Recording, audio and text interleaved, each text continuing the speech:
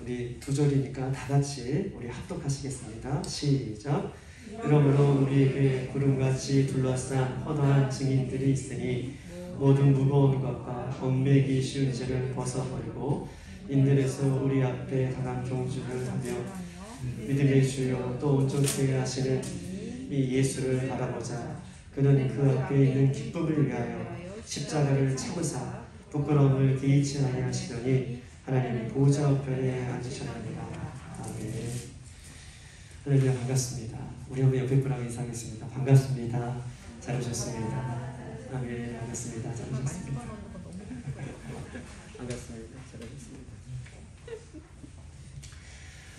우리가 2022년을 이제 시작하고 우리가 달려가는 이때에 우리들은 2022년도에 새로운 마음을 우리가 갖고 있는데 2021년처럼 우리가 살지 않겠다라고 하는 각오들이 우리 연초에 모두가 있었을 것입니다. 그러나 2022년도를 달려가면서 우리가 각오만 한다고 새롭게 되는 것이 아니라 우리의 삶의 자리에 그 체질이 바뀌지 라이프 스타일이 바뀌지 않으면 우리의 삶의 체질이 바뀌지 않으면 우리는 2022년도를 열심히 달려왔다고 하더라도 자기의 라이프 스타일이 바뀌지 않기 때문에 자기의 체질이 바뀌지 않기 때문에 오히려 2021년처럼 살아갈 수 있는 우리들의 연약함이 있어요. 즉 다시 말해서 우리의 연약함을 바꾸기 위해서는 우리의 삶의 모습을 좀 바꾸기 위해서는 우리 마태복음 13장에 이렇게 써 있어요.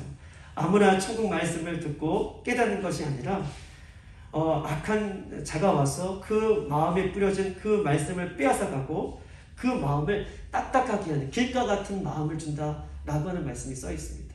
하나님의 말씀이 떨어졌을 때에 딱딱한 우리의 마음 때문에 그 말씀의 씨가 뿌리를 내리지 못하고 열매를 거두지 못하게 하는 그런 마음들이에요. 뿌려지면 악한 것이 와서 그 길가에 있는 그 좋은 씨앗들을 어떻게 해요? 가져가게 된다라고 하는 말씀이 써 있습니다. 길가 같은 마음. 길가 같은 마음이 하나님의 말씀이 떨어졌을 때에 씨앗이 뿌리가 내리고 열매를 맺는 마음은 길가 같은 마음을 뒤집어 엎어서 옥토와 같은 마음이 될 때에 우리 하나님의 말씀이 떨어질 때마다 그 말씀이 역사하심으로 말미암아 우리 삶의 라이프 스타일이 우리 삶의 힘이 우리 삶에 그것을 이겨낼 수 있는 힘이 우리 말씀 가운데 있는 줄 믿습니다. 2022년을 기도하면서 우리가 날마다 말씀 가운데 서지 아니하면 말씀을 붙잡지 아니하면 말씀이 내 심령의 옥토와 같이 떨어지지 아니하면 어떻게 해요? 2022년도 새롭게 살기를 원하지만 우리의 라이프 스타일이 바뀌지 않는 것을 성경은 우리에게 많은 것들을 통해서 이야기하고 있어요. 오늘 예배를 통해서 우리 하나님께 주시는 그 말씀을 끌어안고 우리 심령의 옥토와 같은 심령이 되어서 우리 하나님의 말씀이 100배, 60배, 30배의 놀라운 결실의 그런 은혜가 저와 여러분들 가운데 있기를 소망합니다. 그러기 위해서는 오늘 히브리서 12장을 좀 한번 같이 보기를 원하는 것입니다. 히브리서 12장의 전체적인 내용은 믿음의 경주를 하는 우리들의 모습에 대해서 신앙인들의 모습에 대해서 이야기하고 있어요. 믿음의 경주를 하는 신앙인들의 모습. 히브리서 11장은 믿음장이라고 해서 믿음을 어떻게 지킨 사람들이 어떻게 살았는가에 대해서 이야기했다면 믿음을 어떻게 지켰는가에서 얘기했다면 히브리서 12장은 그들이 구체적으로 어떤 삶을 살았는가에 대해서 오늘 이야기하고 있는 것입니다. 우리 한번 본문의 1절을 다 같이 한번 읽어볼게요. 1절 시작. 그러므로 우리에게 구름같이 둘러싼 허다한 증인들이 있으니 모든 무거운 것과 얽매우기 쉬운 죄를 벗어버리고 인내로서 우리 앞에 당한 경주를 경험하며. 아멘. 무거운 것과 얽매이기 쉬운 죄를 벗어버리고 인내로서 우리 앞에 당한 경주를 하며 라고 본문은 우리에게 말씀하고 계셔요. 우리가 말하는 구원은 무엇입니까? 우리가 말하는 구원은요, 죄인된 인간이 죄의 문제를 해결할 수 없는 인간이 사망 가운데의 인간이 그렇게 그 사망 가운데에 놓여져 있는 우리 인간을 하나님께서 하나님의 자녀로 불러주신 것, 하나님의 자녀로 선택하신 것, 이것이 구원인 줄 믿습니다.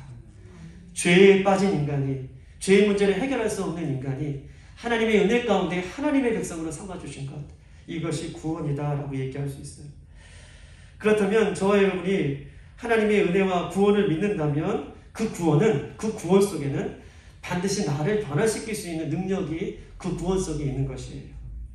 내가 구원을 믿는다면, 하나님께서 주시는 그 은혜를 믿는다면, 그 은혜와 구원은 나를 변화시킬 수 있는 능력이 나에게는 없지만 그 구원에는, 그 은혜에는 있다라고 얘기하는 것이죠. 제가 예전에도 여러분들에게 말씀드렸듯이 딸기를 짜면 딸기즙이 나오듯이 우리 안에 정말 믿음이 있다면, 구원의 은혜가 있다면 그 구원의 은혜를 짜면 짤수록 내 삶의 변화로, 내 삶에 하나님께서 원하시는 삶으로 바뀌는 삶으로 드러나는 것이 변하고 그 구원의 능력임을 성경은 우리에게 이야기하고 있어요. 그 구원이 나를 변화시키는 능력이 있다라고 한다는 것은 구체적으로 내가 예전에 예수 믿기 전의 삶으로 살지 않는다는 것을 얘기하는 거예요.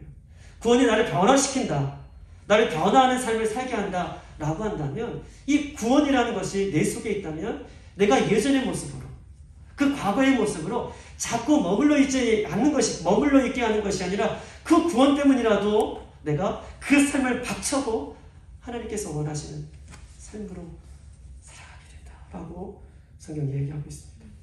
아멘.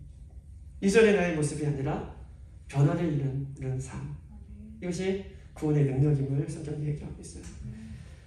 예수 그리스도를 믿고 구원을 믿고 지금도 그 구원을 이뤄가는 삶이라면 하루하루 과거에 머물러 있으려고 하는 우리의 삶을 우리가 싸워서 몸부림치고 그 하나님의 말씀을 붙들고 그런 삶의 연속이 구원의 그 은혜에 감격해서 변화되는, 완벽하게 변화되는 삶이 아닐지라도 구원이 내 안에 있으면 그 과거에 머물러 있는, 죄악 가운데 머물러 있는 나와 계속해서 싸움을 벌이고 그 싸움을 통해서 내가 조금 더 하나님 앞에 나아가게 되는 그 변화를 성경 우리에게 이야기하고 있어요. 그것을 성경은 우리가 가져야 할 정체성이다라고 얘기해요. 믿음의 경주를 하는 사람들이 반드시 가져야 할 것이 있다면, 갖춰야 할 것이 있다면 그것이 정체성이죠. 세계관이라고 얘기할 수 있고 정체성이라고 얘기할 수 있습니다.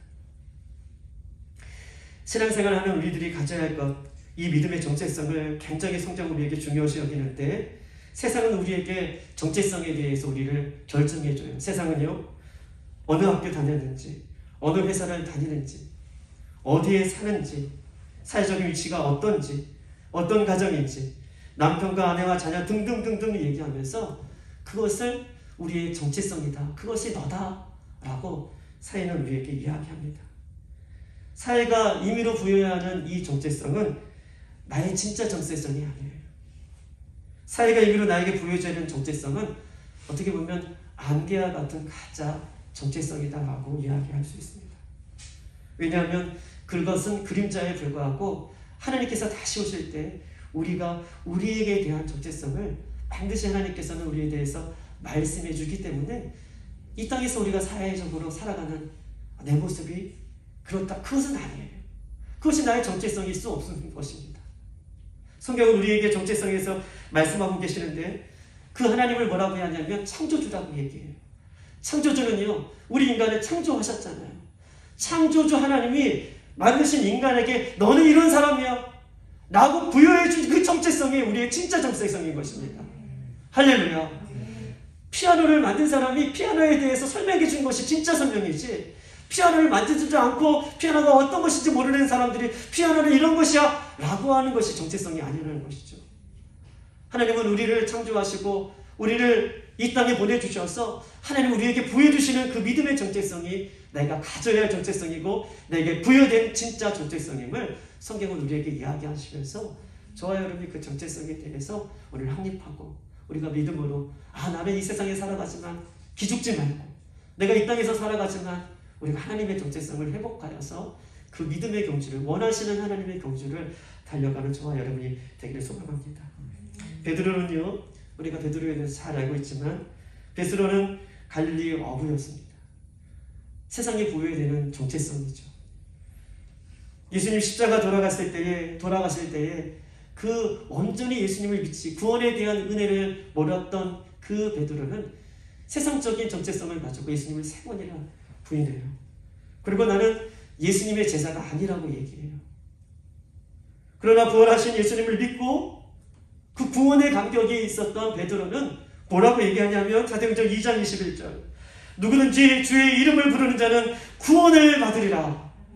누구든지 주의 이름을 부르는 자는 구원을 받으리라. 예수님 돌아가실 때에 두려워서 자기도 죽을까봐 모든 유대인들 앞에서 사람들 앞에서 나는 아니다 라고 3번이나 부인했던 그 베드로가 예수님께서 자기를 만나주시고 예수님께서 그를 불러주시고 예수님이 누군지를 알고 내가 어떤 사람인지를 알렸던 그 베드로는 당당하게 누구든지 주의 이름을 부르는 자는 구원을 얻으리라 많은 유대인들 앞에서 이야기를 합니다. 그리고 이렇게 얘기하죠. 이스라엘 사람들아 들어라. 이 말을 들어라. 너희도 아는 바와 같이 하나님께서 나사렛 예수가 큰 권능과 큰 기사와 표적을 너희 가운데 베푸사 너희 앞에서 큰 증언을 하셨느니라. 모든 표적과 기사를 다 너희들 앞에 증언하시는 그 하나님이 그 예수를 우리 앞에 세우셨다라고 분명하게 이야기하는 것입니다. 유대인들 앞에서 3번이나 부인했던 그 베드로가 부활하신 예수님 그 구원의 감격을 회복한 그 베드로는 자기의 정체성을 찾았어요. 그리고 나사렛 예수를 나의 구주로 나사렛 예수를 나의 전부로 그가 믿었어요. 그리고 예수님께서 돌아가실 때에 그 어떻게 죽습니까? 예수님은 십자가에서 돌아가셨는데 내가 어떻게 십자가에 똑같이 예수님처럼 순교할 수 있는가 해서 자기는 십자가에 거꾸로 순교하는 그런 순교의 삶을 그가 살아갑니다. 사랑하는 여러분, 우리의 정체성은 오늘 본문에도 얘기하고 있지만 5장 17절에 고린도후서 5장 17절 그런즉 누구든지 그리스도 안에 있으면 새로운 피조물이라 이전 것은 지나갔으니 보라 새 것이 되었다. 자꾸 이전에 머물러 있고 과거에 머물러 있고 자꾸 옛것으로 돌아가는 옛 습관으로 돌아가는 우리들에게 하나님은 너희는 새로운 피조물이다. 예수 안에 있는 새로운 피조물이다 라고 우리의 정체성을 확인시켜주고 있는 것입니다. 그런데 문제는요, 예수님을 믿는다고 하면서 여전히 나의 정체성이 예수 안에 있다고 하면서 우리는 세상에 기웃기웃거리며 세상의 방법을 쫓아 살아가는 것이 있다고 얘기하는 거예요. 나는 예수님의 것이야 새로운 피조물이야 말로는 이렇게하지만 우리는 늘 연약하여서 세상의 방법을 쫓아 세상을 쫓아 살아가는 우리들의 모습이 있다는 것을 성경 우리에게 지적하고 있어요. 어려운 얘기를 좀 해보려고 합니다. 코로나 시대에 더욱 우리의 믿음을 점검해야 할 때가 지금 이때가 아닌가 싶습니다. 백신의 문제가 구원의 문제가 아닐지라도 하나님께서 지금까지 우리를 지켜주셨고 앞으로도 우리를 지켜주실 것이며 그 하나님이 영원토록 우리를 지켜주실 것입니다. 저는 분명히 확신하는 것은요, 백신이 우리의 건강을 지켜주시는 것이 아니라 예수 그리스도가 우리를 지켜주시는 분이시고 예수 그리스도가 우리를 책임져 주시는 분이시고 예수 그리스도가 우리와 함께 한다면 모든 것들을 이겨낼 수 있는 힘이 그 안에 있는 줄 믿습니다. 백신을 맞고 안 맞고 이것을 얘기하는 것이 아니라 우리의 인생을 책임져 주시는 분이 누구신가를 이야기하고 있는 것이죠. 우리를 책임져 주시는 분은 나를 위해서 돌아가시고 나를 위해서 십자가를 주시는 그 예수님 한 분인 줄 믿습니다. 이 정체성을 이 마지막 때에는 우리가 확고하게 지키고 나가야 할 것을 성경은 우리에게 이야기하고 있어요. 저와 여러분은 알게 모르게 주택보험을 다 들어놓으셨어요. 주택보험. 주택보험이 무엇입니까? 주택보험. 주님께서 책임져 주시는. 맞았어요. 주님께서 책임져 주시는 보험이에요. 어떻게 하셨어요? 주택보험이 있어요. 주님께서 책임져 주시는 보험. 할렐루야. 믿으십니까? 정말 그걸 믿으셨으면 좋겠어요. 주님께서 책임져 주시는 보험. 하나님 나를 오늘도 책임져 주시고 우리 가정을 책임져 주시고 우리 자녀들을 책임져 주시고 그렇기 때문에 내가 주님 앞에 설 수밖에 없는 그 은혜. 내가 무엇을 하건 안 하건 그것을 떠나서 그 주님께서 나와 함께 하신다는 그 은혜, 그것을 바라보고 나아가는 것, 이것이 오늘날 우리가 가져야 할 그 귀한 마음이다 라고 성경은 우리에게 이야기하고 있어요. 오늘 저와 여러분이 오늘 본문을 통해서 그런 은혜, 그런 정체성을 회복하기 원합니다. 첫 번째 오늘 본문에는요, 우리의 정체성을 정확하게 얘기하는데 우리의 정체성을 뭐라고 얘기하냐면 우리는 믿음의 경주자인 것을 잊지 말아라 이렇게 얘기하고 있어요. 믿음의 경주자인 것을 이야기하고 있어요. 다른 것을 다 몰라도 믿음의 경주자인 것을 성경은 우리에게 이야기하고 있습니다. 그러므로 1절 우리에게 구름같이 둘러싼 허다한 증인들이 있으니 모든 무거운 것과 얽매기 쉬운 죄를 벗어버리고 인내로써 우리 앞에 당한 경주를 하며 경주를 하는 믿음의 경주자가 저와 여러분임을 성경 우리에게 이야기하고 있습니다. 이 경주는요, 때로는 경주를 포기하고 싶어도 또 포기를 선택하더라도 이 포기하는 순간 이 모든 것이 끝난다는 것을 우리가 암시해 주고 있어요. 이 믿음의 경주는요, 이 세상에서 경주를 하다가 우리가 포기하는 순간 모든 것이 허물어지는, 열심히 1000m를 달리고 있는데 999m에서 우리가 포기하면 999m가 아무것도 아닌 것처럼 이 믿음의 경주는 최선을 다하여 끝까지 할 것을 성경은 우리에게 말씀해 주시고 그것이 우리가 가져야 할 믿음의 경주자의 정체성임을 성경은 이야기하고 있습니다. 경주의 특징은 무엇입니까? 믿음의 경주의 특징은 첫 번째, 경기 결과를 이 땅에서 우리가 알 수 없다는 거예요. 경기 결과를 우리가 이 땅에서 알 수 없습니다. 이 땅에서 경기 결과를 알면 우리가 몇 등인지 또 내가 몇 번째인지 내가 어디쯤에 있는지 때로는 실망하기도 하고 좌절하기도 하지만 이 땅에서 믿음의 경주가 내가 얼마만큼 안 되지 모르기 때문에 내가 최선을 다해 달려가는 것. 즉 믿음의 경주는 하나님께서 마지막 날 우리에게 몇 등이다 상급으로 또한 은혜로 우리에게 베푸어 주실 그 심판의 전까지는 이 땅에서 우리의 믿음의 경주는 알 수가 없는 것이 특징인 것입니다. 또한 믿음의 경주는요, 모든 사람이 들어갈 수 있지만 하나님께서 모든 사람이 들어와도 각자 계산해 주신다는 거예요. 이 믿음의 경주는 우리 빌라델비아의 교회 그래 이렇게 얘기하시는 것이 아니라 한 명을 마지막 때 계산해 주신다라고 하는 것이 믿음의 경주의 특징이라고 얘기할 수 있습니다. 저와 여러분은 예수님과 동행하는 믿음의 경주자인 것을 여러분 기억하세요. 믿음의 경주자는 포기해서는 안 돼요. 끝까지 달려갈 것을 성경은 이야기하고 있고 성경 계속해서 두렵고 떨림으로 그 구원을 이뤄갈 것을 설명하고 있습니다. 또 믿음의 경주자의 특징이 또 있는데요. 오늘 이 특징은요, 믿음의 선배들이 응원하는 믿음의 경주자예요. 믿음의 선배들이 응원하고 있는 믿음의 경주자. 홀로 달려온 것 같지만 이미 믿음의 선배들이 달려왔고 지금도 믿음의 선배들이 우리를 응원하고 있다라고 얘기하는 것입니다. 믿음의 경주자는 나만 참가하는 것이 아니라 믿음의 선배들이 지금까지 달려왔고 그 바통을 우리에게 이어줍니다. 그리고 우리가 그 후배들에게 아직도 지금도 예수 믿는 모든 분들에게 우리도 그 믿음의 경주의 바통을 넘겨줄 우리의 모습이 있는 것입니다. 히브리서 11장 36절 38절 한번 찾아보겠어요. 우리 한번 11장 36절 38절 그 위쪽에 있는데요. 36절 38절 다 같이 한번 읽어볼게요. 시작. 또 어떤 이들은 조롱과 채찍질뿐만 아니라 결박과 옥에 갇히는 시련도 받았으며 돌로 치는 것과 톱으로 켜는 것과 시험과 칼로 죽임을 당하고 양과 염소의 가죽을 입고 유리하며 궁핍과 환난과 학대를 받았으니 이런 사람들은 세상이 감당하지 못하느니라. 그들이 광야와 산과 동굴과 토굴에서 유리하느니라. 아멘. 믿음의 선배들이 어떻게 믿음을 지켰는지, 믿음의 경주를 했는지 36절, 39절, 37절까지, 38절까지 잘 이야기하고 있습니다. 믿음의 선진들은요, 한평생 예수의 증인으로 이런 어려움들이 있으면서도 불구하고 한평생 이렇게 믿음의 경주를 해왔어요. 믿음의 의미와 가치는 결코 쉽지 않습니다. 가볍지 않습니다. 우리가 지키는 이 믿음, 이 가치는 결코 가벼운 것이 아니고 결코 쉬운 것이 아니에요. 선배들이 지켜왔던 믿음을 지키기 위해서 우리도 하나님께서는 온갖 우리에게 오늘도 그런 믿음의 수고와 값지불을 우리에게 요구하고 계셔요. 그냥 쉽게 달려가는 것이 아니라 끊임없이 믿음의 선배들처럼 아닐지라도 우리가 하나님의 믿음의 경주에서 이런 값지불이 필요할 것을 우리 하나님께서 요구하고 계시며 결코 그 길에 포기하지 말라라고 우리를 응원하고 있는 것입니다. 믿음으로 산다는 것은요, 이 땅의 영광을 누리는 삶이 아닙니다. 믿음으로 산다는 것은요, 소수만이 들어가는 그 좁은 길로 가는 길임을 성경은 우리에게 말씀하고 있는 것입니다. 히브리서 3장 18절 19절 한번 찾아보세요. 읽어보겠습니다. 히브리서 3장 18절 19절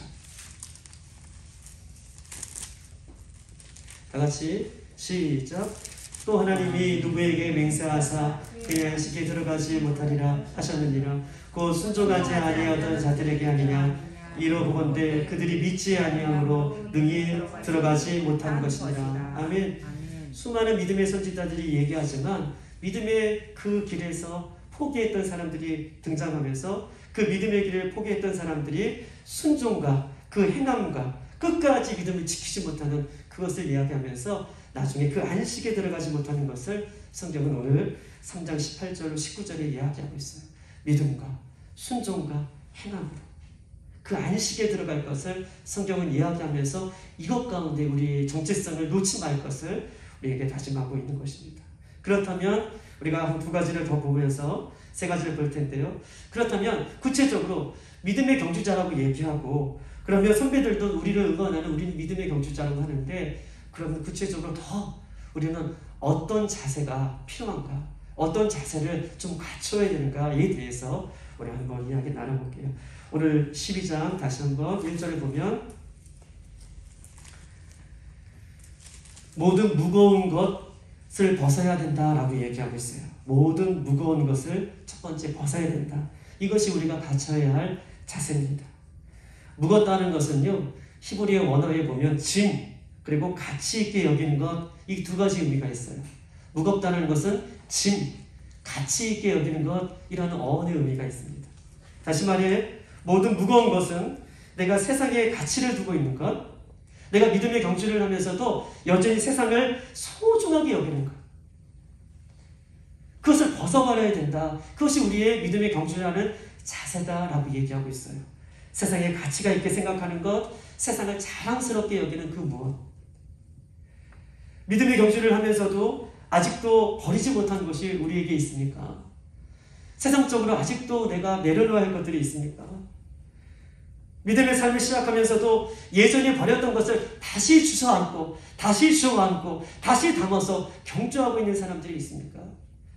구원이라는 것은 새롭게 삶을 시작하는 것이고 구원의 능력은 그 안에 새롭게 나를 변화시키는 능력이 있다라고 얘기하면서 우리는 믿음의 경주를 한다고 얘기하면서 오늘 본문의 그 자세에 대해서 이야기하는데 무거운 것, 아직도 세상에 내가 더 소중하게 여기는 것, 예전에 버렸지만 내가 아직도 주워 담고 있는 것, 그 무엇이 성경은 그것을 가감하게 버려야 된다라고 이야기하고 있는 것입니다.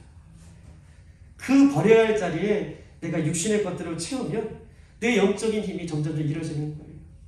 그 버려야 할 자리에 내 육신의 것들을 채우면 내 육신의 것들로 채워져지는 순간 영적으로 기도하고 말씀 가운데 자리에 서는 것들이 점점점 부담이 되어서 어떻게 해요?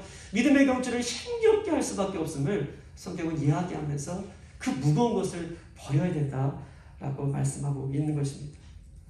수많은 사람들이 예수를 믿으면서도 인생의 가치를 세상의 행복으로 두고 있고 예수를 믿으면서도 인생의 가치를 내가 어떤 것, 하나님보다 예수님보다 더 귀하게 생각하는 그것에 가치를 둔다면 그것은 믿음의 경주하는 자세의 우리의 모습이 아니다라고 성경은 이야기하고 있는 것입니다. 마치 팥죽 한 그릇에 장작벌을 버린 예서처럼 팥죽 한 그릇에 장작벌을 버린 에서처럼 장작벌이 얼마나 귀해요. 그런데 이 귀한 것들을 받았음에도 불구하고 자기의 육신의 만족을 위해서 그 장작벌을 팔아버리는 에서처럼 육신의 즐거움, 그 어떤 가치들, 내가 소중하게 여기는 것들, 그것을 강함하게 버릴 때에 우리가 경주를 최선을 다하여 달려갈 수 있는 여러분이 되기를 소망합니다. 두 번째는요, 오늘 본문에 보니까 얽매이기 쉬운 죄라고 얘기하고 있어요. 얽매이기 쉬운 죄를 벗어버리는 것. 얽매이기 쉬운 죄. 죄는 늘 누누이 말씀드렸던 것처럼 관역에서 빗나간 것이 죄예요. 이탈하는 것이 죄죠. 하나님 중심에서 벗어난 것이 죄라고 얘기할 수 있습니다. 예수님을 믿는다고 하면서 수많은 죄를 짓는 것이 우리의 현실이죠. 예수님을 믿는다고 하면서 늘 수많은 죄 가운데 살아가는 것이 우리의 현실이에요. 그러나 믿음의 삶은요, 죄를 지을 때마다 그때마다 회개해야 되고 그때마다 주님의 십자가를 붙들어야 돼요. 왜냐하면 그때마다 죄를 짓지 아니하면 그 죄들이 쌓이고 쌓여서 더 이상 내가 회개할 수 없는 자리까지 죄는 우리의 발목을 잡기 때문에 제가 하는 일이 그런 일이기 때문에 우리가 죄가 성령께서 생각나게 하실 때마다 죄를 깨달으실 때마다 그 때마다 얽매이기 쉬운 죄잖아요. 얽매이기 쉬운 죄, 내 삶에 달라붙기 쉬운 죄를 벗어버리라고 성경은 우리에게 이야기하고 있는 것입니다. 믿음의 경주는 영적인 싸움이기 때문에 정말 호락호락하는 싸움이 아니고 최선을 다하여 전심전력하여 싸워야 할 싸움을 성경이 얘기하고 있어요. 히브리서 12장 4절 이렇게 써 있습니다. 너희가 죄와 싸우되 아직 피 흘리기까지 대항하지 아니하였다. 죄와 싸우되 어디까지요? 피 흘리기까지 대항하지 아니하였다. 즉 다시 말해서 이 말은요, 어느 정도 죄의 문을 열고 있는 것이죠. 세상의 문을 열고 있는 거예요. 내가 믿음의 경주를 하면서 세상도 조금 보고 있는 것이고 세상의 것들을 들어올 수 있도록 내 문을 조금 열어놓는 것이죠. 그런데 그 마음까지도 하나님 앞에 내려놓고 치열하게 싸울 것을 이야기하고 있고 그 얽매이기 쉬운 죄를 벗어버릴 것을 얘기하고 있고 내가 죄를 깨달을 순간 내 죄가 늘 날마다 생각날 때마다 하나님 앞에 회개할 것을 성경은 우리에게 이야기하고 있는 것입니다. 내 안에 외부로부터 핍박과 공격보다 더 신경 써야 할 것은 외부로부터 오는 어려움보다 더 신경 써야 할 것이 있다면 죄를 어느 정도 허용하고 있는 내 마음, 예수를 믿으면서도 죄의 문을 어느 정도 열어놓고 있는 내 마음, 그 마음을 하나님께서 이야기하면서 그 마음을 통해서 얽매이기 쉬운 죄들이 들어오는 것을 성경이 이야기하고 있고 그것을 벗어버리라 라고 이야기하고 있는 것입니다. 오늘 본문에는요, 믿음의 경주를 어떻게 잘 달려갈 것인가 테크닉을 얘기하고 있지 않아요.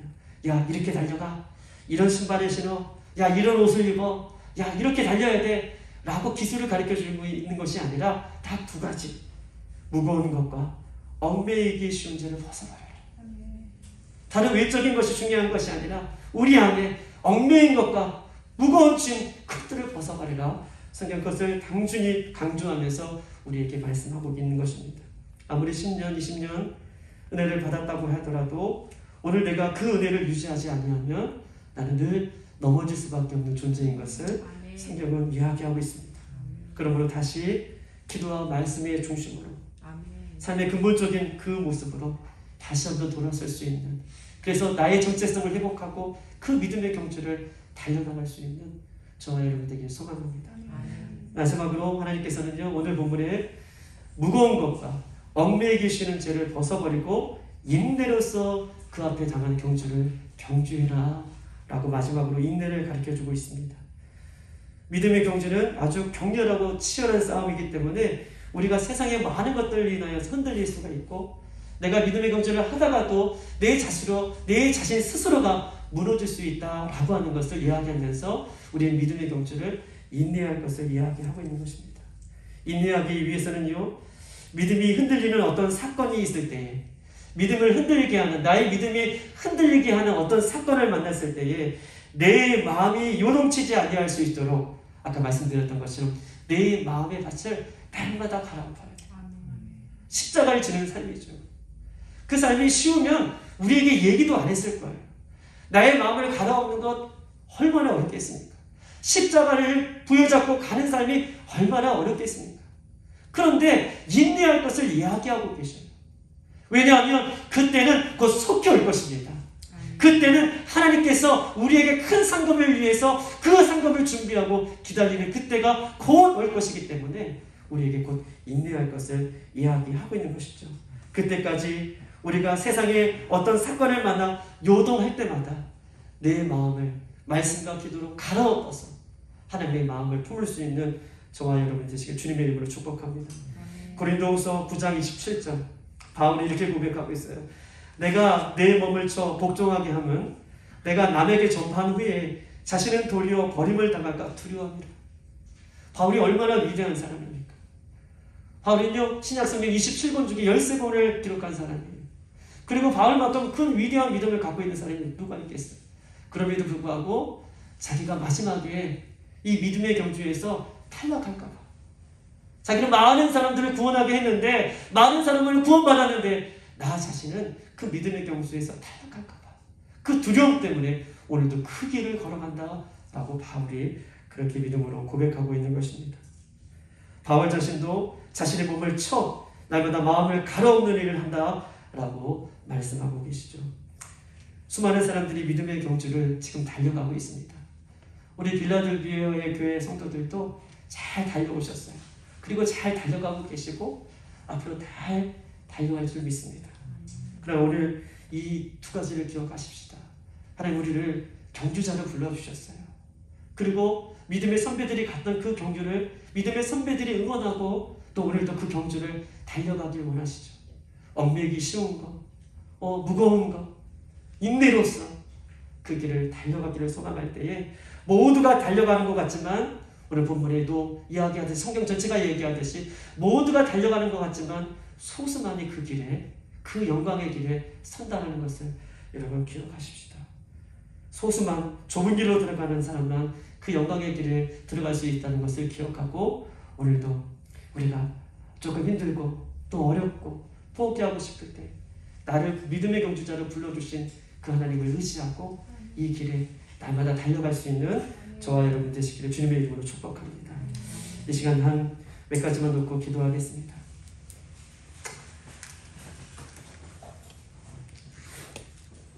첫 번째 기도 제목은요.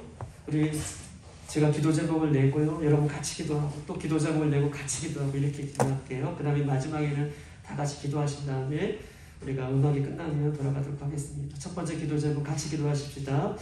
주님 다시 오실 때까지 믿음의 경주라는 것을 잊지 않게 해달라고. 주님 다시 오실 때까지 하나님 내